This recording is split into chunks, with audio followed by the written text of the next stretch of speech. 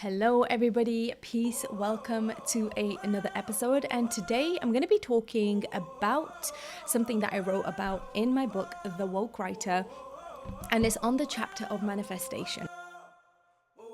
From beautiful seeds to flourishing legacies. So, we've heard it, right? We have heard from so many places, from so many people, this is how you manifest your destiny. This is how you take control of your life. This is how you draw something and then it comes to life, right?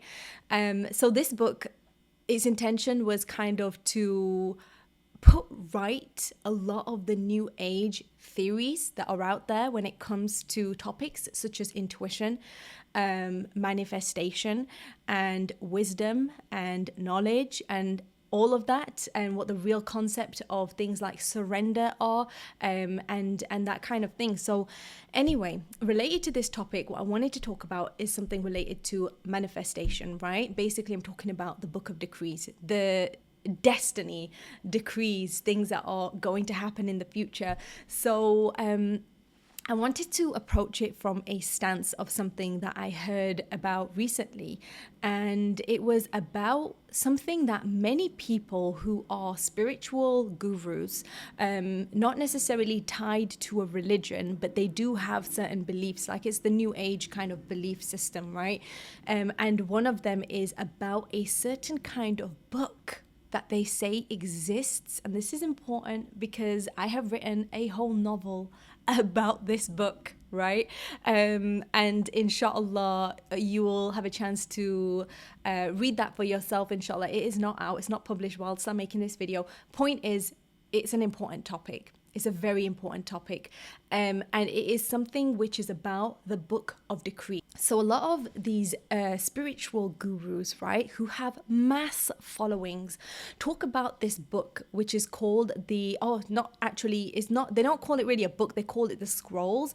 And I might get the word wrong, but here it is. This is what I have written down. It's called the Alashik scrolls. Okay, I think I butchered that, but anyway, if you're into all that kind of stuff, you'll probably know exactly what I'm talking about. Let me see, did I get it right? Al-Ashik? No, that's not what it is. Anyway, they're these scrolls, right? And these scrolls are something that talks about in their words. This is what these spiritual gurus are saying, right? They say that these scrolls know everything that has ever happened, everything that will ever happen, and everything that is happening, and everything that could have happened but didn't happen. In Islam, we have a belief that there is a book that exists, and this book is called the Lawful Mahfuz, right? It is the preserved tablet, is the mother of all books. It is the ultimate book of decree, right? And in this book is everything that has ever happened, everything that will ever happen, everything that is happening, and everything that could have happened but did not happen, and did happen or it didn't happen, and all of the other things that could have happened, right?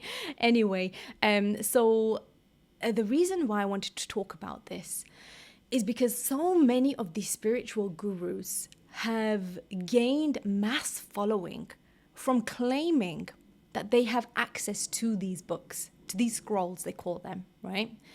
Whereas in Islam, what we believe is that nobody has access to those scrolls. Nobody has access to that book, should I say, except the Creator himself, Allah subhanahu wa ta'ala, who ordered the pen, which was the first thing from our creation. The pen, he ordered the pen to write. And nobody has access to that book. No matter what spiritual guru tells you that they do, and no matter what fancy information they give to you, in Islam, we believe that no one has access to that book. So that's the first point that I wanted to make.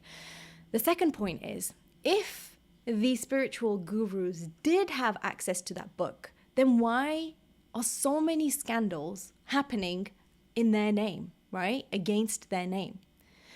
If they had the knowledge of everything that could have happened and everything that did happen, learning from history, everything that is going to happen, hasn't happened yet, and everything that could have happened and is happening, then surely you should have been able to clear your name at the very least, right? Or not made the mistakes that would have led to you to completely, read your name, mark your name out, right? Cancel you, whatever you want to call it, right? So the point is, right?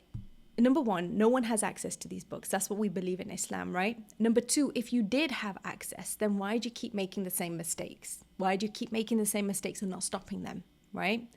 And the final point that I wanted to make is that, so a lot of these spiritual gurus, some of their information is correct, right? That is how, when you go to a medium or a psychic or someone, they know things. How is that possible, right? And this is the third point. The way that is possible is that there is more than one way that you can receive inspiration, right? So this whole book is about inspiration, right? It's called a woke writer. Woke is a political term. I changed it. I mean the conscious writer, right? That's what the word woke means in my book, right? But the point is that with inspiration, it can come in many forms. It can come in many forms and it can come from different places, right? There are two main places that I'll tell you about right now, which will explain why some people have this knowledge and some people don't have this knowledge, right? Or some people have a distorted version of this knowledge, right? That people are amazed by. They're inspired. So the first source of inspiration is Allah subhanahu wa ta'ala. It is something that comes to you in a series of something personal to you, right? I'm not going to include the Quran in this because that is something on a completely different level. There is no room for error with the Quran, but there are other forms of inspiration which have a room for error, right? Because when they are being given to us, they could be distorted in our perception of receiving it. And it could also be something that the devil can try and change the meaning of when it comes to reach us. So anyway, there's so many different nuances in this, but the point is that there are different modes of inspiration that come from Allah, and the point is that any kind of inspiration that is not the Quran has room for error. That's so important to know. This is the third point I was making.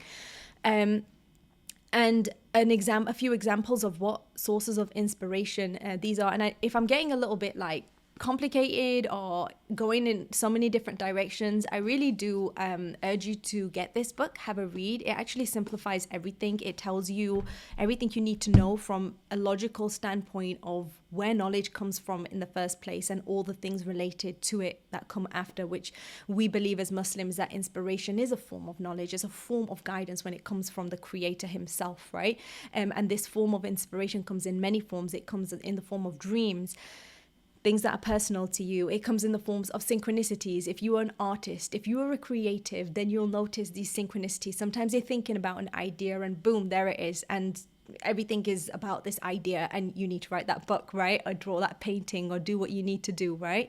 And then there are other different types of inspiration as well, and so on and so on. Now, there is another kind of inspiration that comes from a different place, which is related to these spiritual gurus claiming that they have the knowledge of the divine scrolls. They have a different name for it. It has a sh sound in it. That's all I remember. But the point is that there is a book that we believe as Muslims that belongs, and it is Allah. It's with Allah, and it is in the highest heaven, and it is the Lawful Mahfuz, the preserved tablet, and it is the book that these people are referring to, except no one has access to it except the Creator himself, right? We do believe that there is a book. And now the other point is, so where do they get that information from? How do they know certain things that other people do not know? Simple as, right? And the answer to that is that the other kind of inspiration that comes to you is from a place that is unseen, and it is from what we call the jinn, right? So in Islam, we believe that every single person has a companion called the jinn. And it is called a qareen, which means a companion, and it is a jinn, right? So we were all born with this companion. Now, when we go to someone who is a psychic or a medium or has this knowledge from the scrolls, right? They claim, and they're a spiritual guru for whatever. They seem to know certain things, right? They know certain things that have happened in your life. They know your fears. They know what you ate that morning. They know your favorite color, that kind of thing. And the reason for that is if they're not extremely astute people who can pick up on these things, and they are very good at being like that, con artist kind of feel, then the other way that they get that information is that they are using the jinn. They're using their companion to communicate with your companion, and then the two companions talk about you, and the person knows things about you, and it's like amazing for you because you don't know what is happening in the non-seeing world that we can see with our own eyes, right? So anyway, the point is that that's where that information comes from. Now, there are kinds of jinns that we believe that are not your companions, but they do work with these people, and they have information from the heavens themselves. So they actually go to the borders of heaven and they listen to the conversations of the angels about prophecy. They never get the full conversation. That was actually something that was stopped when the revelation of the Quran came down.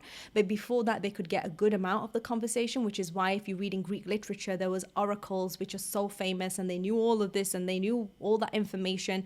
And that is why, because they worked with jinn who could get that information fully without being chased away by a shooting star. So that's what happens. So now the angels throw meteorites at them, and they chase the devils away, and then the devils, they'll come and then they'll reiterate that part of the prophecy to the psychic, and then that person who is a psychic only has one truth with a gazillion lies, right? So they'll know some things, they won't know other things, right? So anyway, that is all to say, be very careful about the people who you take your knowledge from, especially if it is in the self-help, spiritual guru world, right? They won't call themselves gurus, but they will have big followings, and they will know about things that they claim is true. They will have profound insights sometimes, honestly. They will have knowledge that you didn't even think about at that time.